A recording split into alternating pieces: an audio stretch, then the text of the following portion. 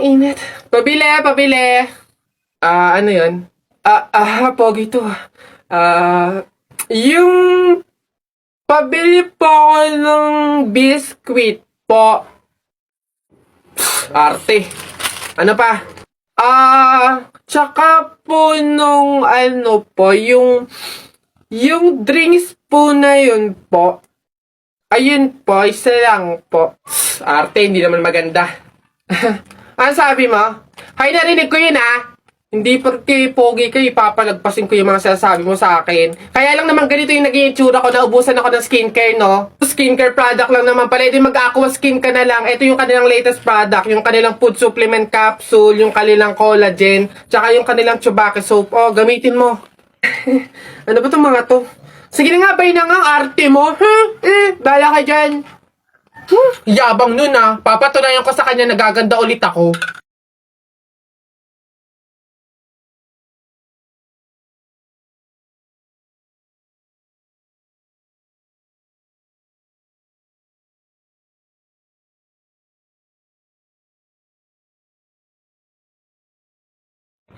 Hoy!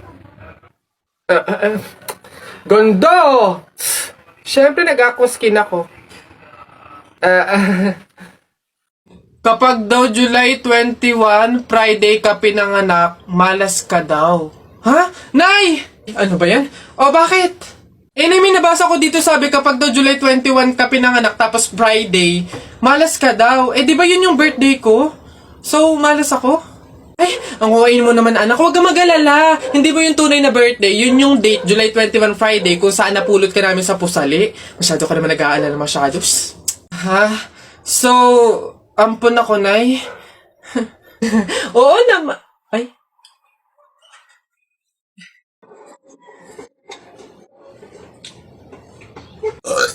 Uy, pre, wala na tayong kanin, humingi ka na. Aliris naman to, dali na. Ba't ako? Ikaw na, pre, nakakaya. Baka sabihin patay gutom pa ako, Ikaw na, kaya mo na yan. Wala, nakakaya ba naman? Kanin. Gagi, pre, relaxan mo, hindi ka narinig.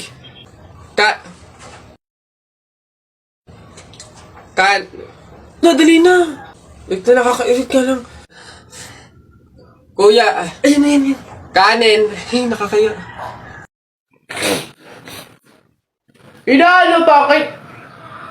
Bakit na dyan? Ba't yabang mo? Panapo ka, no?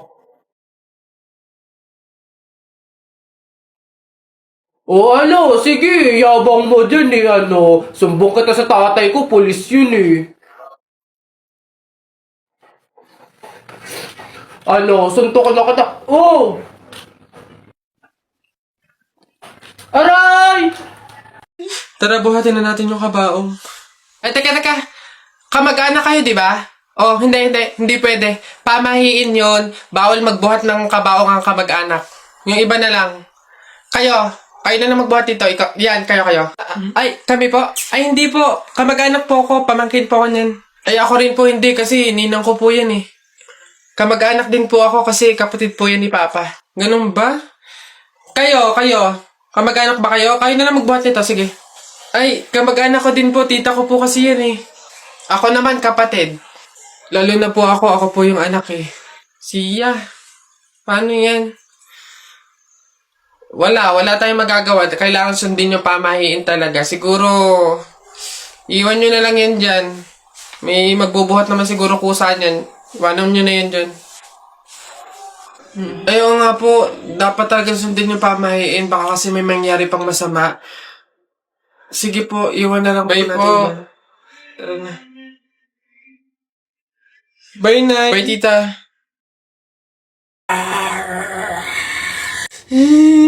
Nay, naririnig niyo ba yun? Oo, anak. Aswang yun, penogrado. Oo nga, Nay. Anong gagawin natin? Alam ko na yung pamahiin ng lola mo. Sabi niya kasi pag daw may aswang, maglagay daw ng bigas sa gilid ng bahay para daw umalis na yung aswang. Ito, lagay mo sa gilid ng bahay, anak. Sige, Nay. Ayan na, umalis ka na, aswang ka! Ayan. Sa wakas may pangsaing na rin ako. Mga uto-uto, papahin, pamor! Tipid-tipid ng mga to. 1 kilong bigas lang. Ano man lang 1 kabang bigas. Saan ba sunod? Ay, ayun yun. Ay, boss! Kanin pa nga! Dito! Diyos ko, ito na naman itong mga to. Bubulos na naman. Singkarang sisiba kumain ng tatakaw. Pang 50 at ang kanin na nila to. Diyos ko. Hello again! Ito pa yung mga kanin nyo. Ayan, ayan.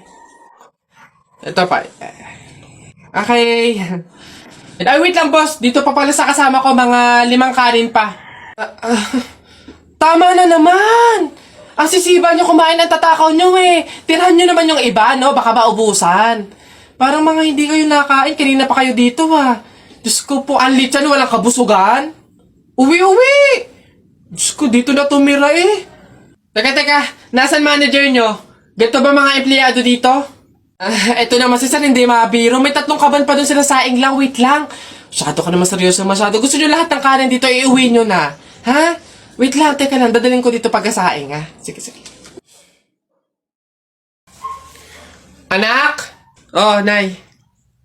Kunin mo yung mga ginamit sa sugal ng burol ng lolo mo, tapos sunugin mo. Nay, bakit?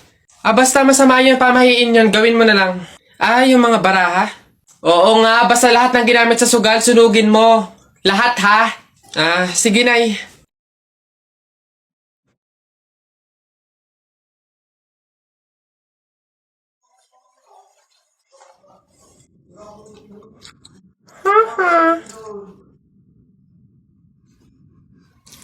Nasaan yung mga pera dito? Yung mga pinanalo pong pera dun sa sugal ng burol. Sinunog ko na rin po, Nay, kasi sabi nyo nga po sunugin ko yung mga ginamit sa sugal eh. Ha? Bakit mo sinunog? Nakita ko nanay mo kumakain ng giniling. Sinapak ko gumiling-giling. Wala. For your information, pwet mong may lotion. Pag na-infection, congratulations! Pangit ito. Nakita ko nanay mo namamalimos. Binigyan ko ng piso. Gusto pa doon. Ako na. Damit mo puti, shirt mo puti. Amoyin mo kilikili mo. Amoy dato puti. Yun na yun. Ito. Nakita ko nanay mo nasa bubong. Kung binato ko ng talong, shoot sa ilong! Sa flip, teka lang, meron pa. Hindi ako natakot sa bagyong Undoy. Ha? Natakot ako sa nanay mong mukhang unggoy.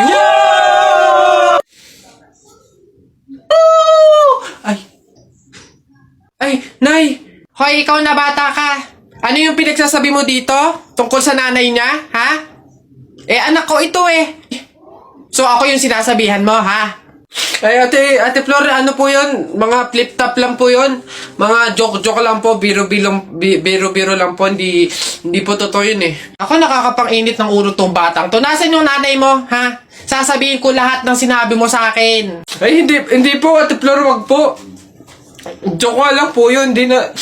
Mga biro-biro lang po. Hindi naman po... Totoo yun. Huwag po, Ate Flor.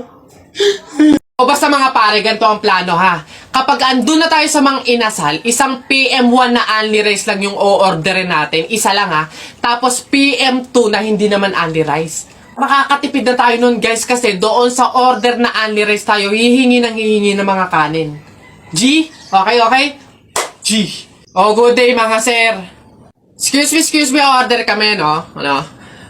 PM1 isa na only rice, tapos PM2 na hindi naman only rice, 3. Hoy kayo. Sinong maloloko nyo ha? Wala na kayong maloloko dito. Alam na namin yung mga strategy nyo. Since mahal yung only rice, isang only rice lang yung o-orderin nyo. Tapos yung iba, mga mumurahin na. Ngayon, pag naubos yung kanin, tsaka nyo pupuntiryahin yung isang only rice lang na order nyo. Bubulos kayo ng bubulos, iisa lang naman yung in-order nyo only rice. Sinong maloloko nyo? Hindi. Simula ngayong araw na to, hindi na mangyayari yung ginagawa nung ganyan. Kung sino lang yung umorder ng only rice, siya lang yung kakain ng madaming kanin. Ay, bawal ba yun? Oo, bawal na nga. Ngayon, kaya wag na kayong magtangkang magdaya-daya dyan mga abutan ng kanin nyo na yan dahil pababantayan ko kayo. Pasok! Kala nyo tignan natin ngayon. Hoy guys, wala na tayong kanin. Hindi tayo lahat pwedeng humingi ng kanin kasi isang only rice lang naman yung order natin. May nagbabantay pa. Hoy, nakikita at naririnig ko kayo ha? Tigil-tigilan nyo yung bulungan nyo at pandadaya nyo. Sabi ko sa inyo, kung sino lang yung umorder ng only rice, siya lang yung kakain ng madaming kanin ha? Uy girl, galing akong canteen, yung available na food, burger, fries, milk tea, tsaka spaghetti. Tara, bili na tayo. Ay, oo, tara. Girl, ikaw, tara. Sabay-sabay na tayo bumili. Mamaya na siguro ko. Oo na kayo. Ang dami ko pa kasing ginagawa dito eh. Alam mo naman yung mga prof natin, ang daming pinapagawa. Sige. Sure ka. Go lang. Ingat. Sunod ka.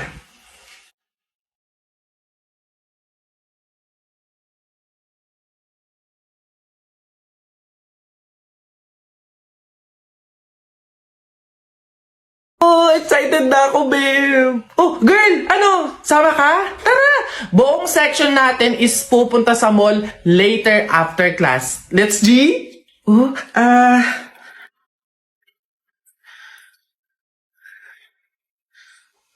mukhang hindi to kakasya. Sakto lang to sa pamasahe ko eh. Pasensya na talaga. Next time na lang. Dami ko kasi talagang gagawin eh. Sayang naman. Masaya to for sure. Sorry talaga. Promise, next time babawi talaga ako. Uy, enjoy kayo Okay, class. So, like what I said earlier, today yung deadline ng bayad sa tour. So, means, maniningil na ako, okay? Ma'am, Gcash ko na lang po yung sa akin. Alright, send mo na lang. Ma'am, sa akin po, cash. Here po. Okay, thank you. Iha, ikaw, nasan yung payment mo? Ma'am, baka po pwedeng sa isang linggo ko na lang po ibigay. Ha? Di ba nga sabi ko, Iha, ngayon yung payment. Ngayon yung deadline ng bayad, maniningil na nga ako. Mag-iisang linggo ka naman. Hindi pwede. Anak, walang-wala pa talaga ako sa ngayon eh. Hindi naman ako makautang sa mga kapitbahay natin kasi ang laki na din ng utang ko sa kanila. Ma'am, pasensya na po, hindi po pala ako makakasama sa tour. May pupuntahan din po kasi kami eh.